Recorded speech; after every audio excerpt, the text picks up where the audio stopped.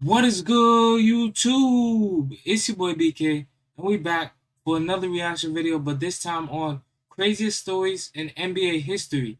Now, I know we don't really react to rebound videos on this channel a lot, but if you want to see more rebound reactions on this channel, or just reactions in general, leave a like down below, subscribe if you're new, and let's get into the video. This guy used to be an NBA star, Delonte but he West. lost everything. Another player took his boat for a night out and was never seen again. Yeah, these are the Do y'all really believe that LeBron has something to do with Delonte West being like that now? craziest stories in NBA history. Let me know in the comments below. And first, we gotta talk about the time that an entire NBA team almost died in a plane crash. See, in 2021, the Utah Jazz were on a private jet flying to Memphis when all of a sudden, an explosion went off, causing the entire plane to shake and leaving What? players terrified. You just heard a boom, the whole plane shook. It I felt like would've- something had just like exploded in the I would've back of the asked for the plane. nearest And we parachute. immediately got the text in. My mom and sister, my dad just kind of saying like, yo, this could be it. Something was really wrong with the plane. It felt like the plane was like breaking apart in midair. Oh So my people in God. the back of the plane said they saw flames and I would people have in a front heart was seeing attack. what was going on. And everybody came to the point where it was like, man, this might be over for us. The entire Jazz team was convinced they were gonna die. Now, If I looked out the thankfully, window pilot and was I saw- able to pull off an emergency landing, but players were left wondering, what the hell happened up there? So after an investigation, it was discovered that a bird had flown directly into one of the engines, causing it to explode, sending the plane into a free fall. If I looked out the window and I saw one of the jets or whatever on fire, I would literally have a heart attack. And I would literally just cry right then and there. Because I would think that was the last day I'm ever seeing my mom again. Or just even anybody. Damn, these guys were lucky to make it out alive. That's crazy. But what's even crazier is DeMar's story, because he once came face to face with a crazy person who broke into his home. In 2020, DeMar was chilling in his $15 million crib in LA, and it was just another night. His kids were playing upstairs while he was in the basement getting tatted up. When out of nowhere, the lights went out, and the sound of screams echoed throughout the house. So I'm finished getting tatted. Probably like 10 minutes later, I hear my daughter scream. So I stop, I run upstairs. Dude running down the other stairs. Dude, So I'm going after him. Did He somebody- go back out through the door, running, taking off. So at this point, once he get outside, I'm like, damn, I can catch him, but I ain't gonna catch him because I don't know if there's somebody else in the house. Left my Somebody kids in the broke up house, so into I go his back in house? the house. It was crazy because dude hit the circuit box. That's why the lights went off in the house. Wow. If he would have finished my tattoo 2 minutes earlier, you know what I mean? I would have had him. Jesus, who knows what that freak had planned? But thankfully, Wow. DeMar chased the guy out of his house, and he was caught just an hour later. Man, DeMar's lucky things didn't go sideways, because some people's stories go completely off the it deep definitely could end. have went worse. Like, there's an NBA player who was lost at sea and never seen again. This is former Pistons center Brian Williams, aka Bison heard of Dele, who in the 90s played 8 seasons in the NBA, made $45 million, and even won a championship with Michael Jordan. This guy had it all. But in 1999, Bison shocked everyone, announcing his retirement from the NBA to pursue his true passion, traveling the world. So he went out Wow. and bought himself a boat, named it the Hakuna Matata, and spent the next 3 years sailing the Pacific Ocean. But on July 6th, 2002, Bison's dream turned into a nightmare, because with his brother Miles and girlfriend Serena, Bison set sail from the port of Tahiti and went missing. One week What? went to another week and to another week. I started to call the boat frantically all the time. I called the Coast Guard. They went out looking. They didn't find any boats adrift. So nothing was found. Bison Dele, Miles DeBoer, and Serena Carlin were all officially lost at sea, so the FBI launched a full-scale investigation into their disappearance, hoping to find some clues for their whereabouts, until eventually, something suspicious happened. Just a month What into the happened? search, feds discovered that someone claiming to be Bison had just written a $150,000 check in Bison's name. And after What? conducting a secret sting operation, they found out that the suspect was none other than Bison's own brother, Miles Wow. DeBoer. The same Miles that was supposed to be missing, making him the prime suspect for their disappearance. So the FBI issued a warrant for Miles' arrest, expecting to get justice for Bison, only for the clock to run out, because in September of 2002, police finally caught up with Miles on a beach in Tijuana, Mexico. Problem was, they found him in a drug-induced coma, and shortly after, he was pronounced dead. Just like that, Damn. the case was officially closed. So what really happened to Bison Dele remains an unsolved mystery to this day. That's crazy. That's just wild.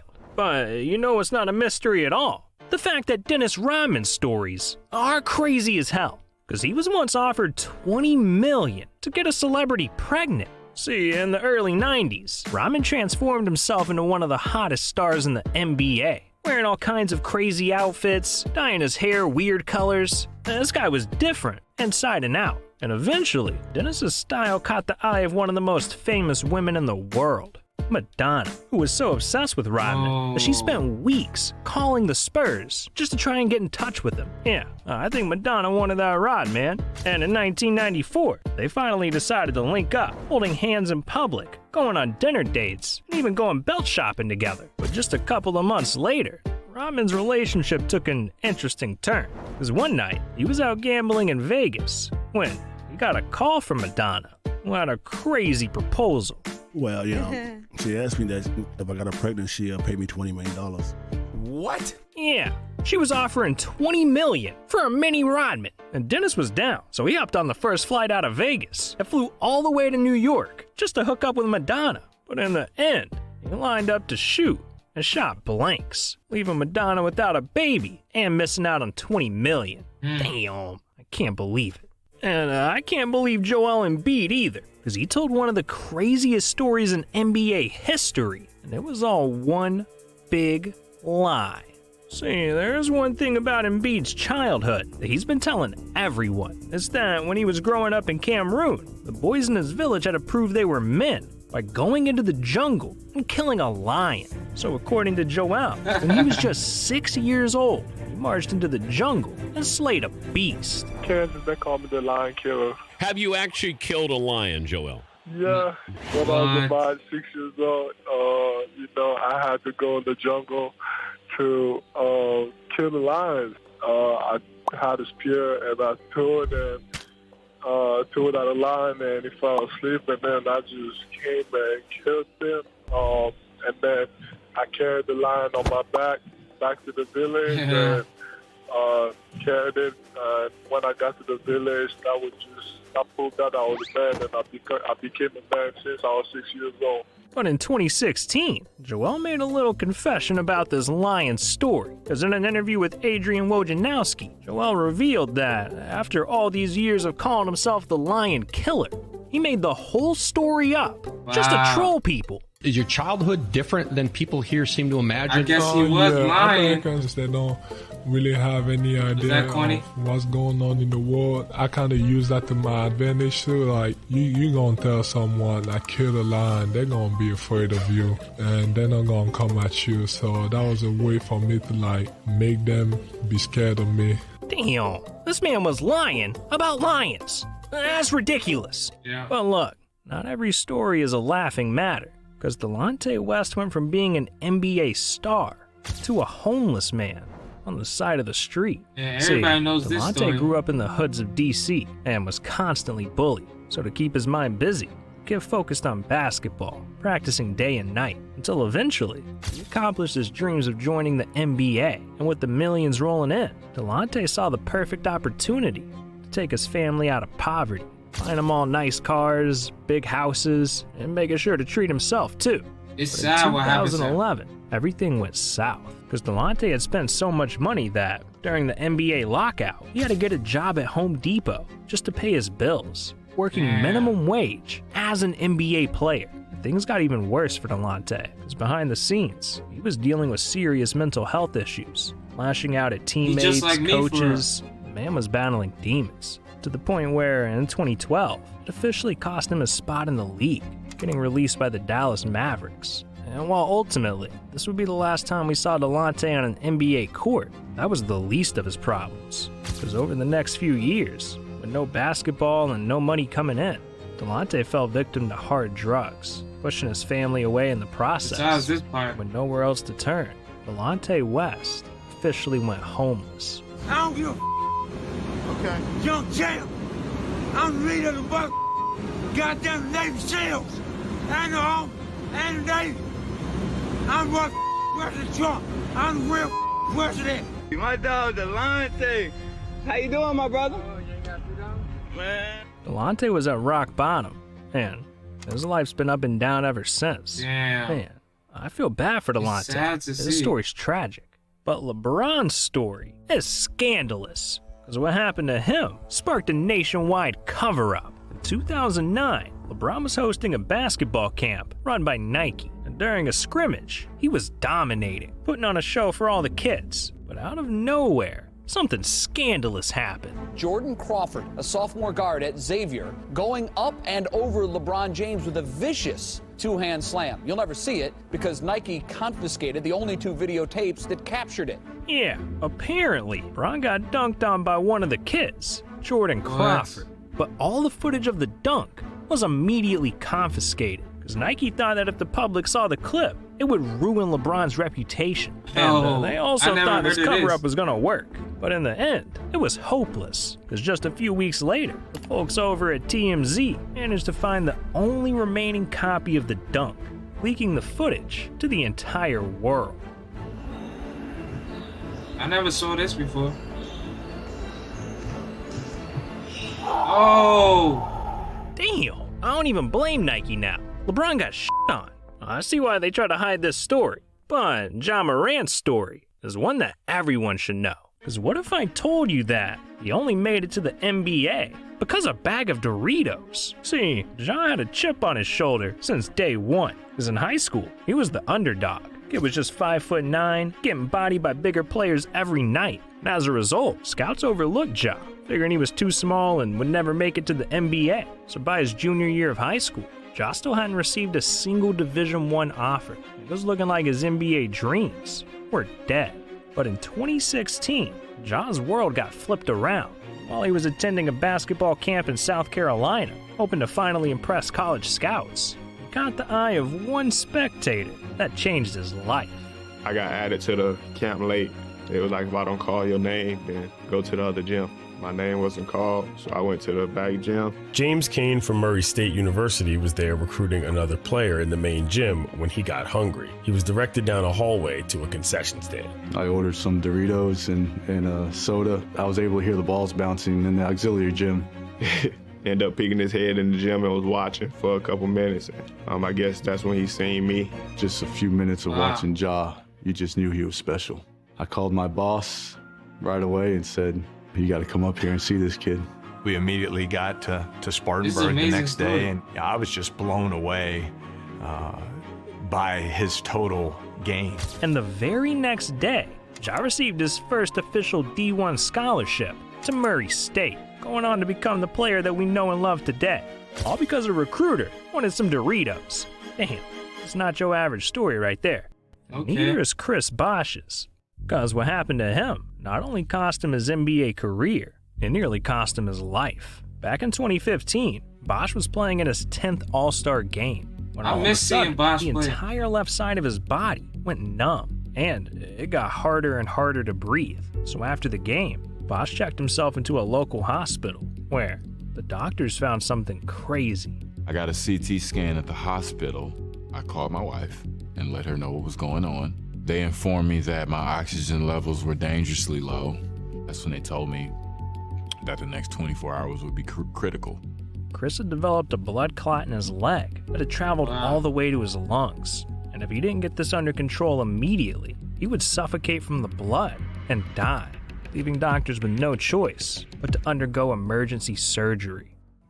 They prepped me, put me under, and I woke up and I had two tubes coming out of my ribs into a drainage. Damn. You just kind of think like, man, is this gonna be my life? Is this what it has come to? I wasn't even thinking about basketball at that time. I was happy to be alive. I was happy just to have the smallest things. Now luckily, Chris's surgery was a success, but this was only the beginning, because in 2019, after 3 years of trying to make an NBA comeback, the blood clots kept happening, giving him no other choice but to walk away from basketball forever. But look, unlike Chris, there's some players that are asking to die, because Dennis Rodman once became best friends with the most dangerous man on the planet. See, in 2013, Rodman got invited to host a basketball camp in one of the most dangerous places on earth, North Korea. And Rodman said, screw it, why not? So he jumped on a private jet and flew to Pyongyang, where he met with one of the most ruthless men in the world, North Korean dictator Kim Jong-un. Like, this guy puts people in prison just for having the wrong haircut, okay? He's a dangerous man. And while one mistake could have been Rodman's last, instead, he hung out with Kim and hit it off, playing basketball, going skiing, and even flying to Kim's private island. Isn't it illegal to talk about Kim Jong-un losing weight? I just saw that in the on Say Cheese. Together, they party with North Korean women all night long. When you were in North Korea, he has an island that you compared to like Ibiza or something. And does he have loaded chicks there? No, for this, he has an all-girl band. An all-girl band? It's how many people, like 16, 17 girls? Yeah. When you got invited to this island, you get your own bedroom, you get your own setup, right? Right. And what goes on there? There's 17 girls who are in this band. They just play music for him when he wants to hear music. Like, instead of putting on a radio. They follow him everywhere around the world. Yeah. They follow him everywhere. That's what they do. By the end of Rodman's trip, his life had changed forever, because he had just become best friends with Kim Jong-un, even visiting him 5 more times over the next few years. I didn't even know Kim Jong-un Man, Dennis really left Madonna for this guy? I think this might be a rare L for Mr. Rodman. But Nike took an even fatter L, because they once did Steph Curry so dirty, it cost him billions. Back in 2009, Steph signed his very first shoe deal with Nike, worth $10 million. Over the next few years, business was real good. So in 2013, with this contract about to expire, Steph went to Nike headquarters, expecting the deal of a lifetime. But what he got instead was disrespect, because throughout the entire meeting, every Nike rep in the room was calling him the wrong name. They were calling Steph Curry Stephon. Who the hell is Stephon? And they did Steph even dirtier. They also forced him to sit through an entire hour-long presentation that was literally designed for... Isn't Steph Curry's real name Del Curry? Or is that his dad? Kevin Durant. Yeah, they were too lazy to make Steph his own presentation. No, it's Wardell Curry. So with that, Steph walked out the building pissed, refusing to sign another deal with Nike. And just a few days later, Steph found a new shoe deal, come in the face of Under Armour, making him billions. Man, Nike just blew it. But alright, dog, we've heard a lot of crazy stories so far. And yet, we've got one that tops them all. The craziest life story in NBA history. Meet Manute Bol, the tallest player the league has ever seen. And back in the 60s, he was born in one of the poorest countries in the world, Sudan, where every day was a struggle just to survive. From diseases to starvation, and most importantly, a deadly civil war that was destroying the entire country, killing hundreds of his friends and family.